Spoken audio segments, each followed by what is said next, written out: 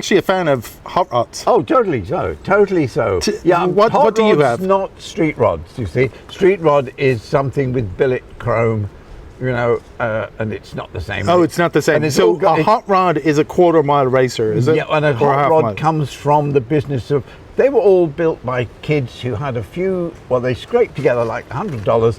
You could buy, in late 30s, you could buy a Model A for like $10, you know?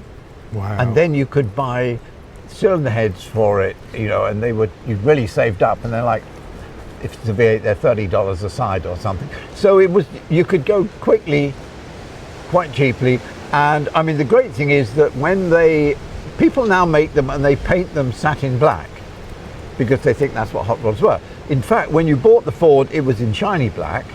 When you went out to the dry lakes to race, the talc which the dry lakes were made of was so fine that it got into the surface of the paint, and after a few trips to the dry lakes, it became satin black.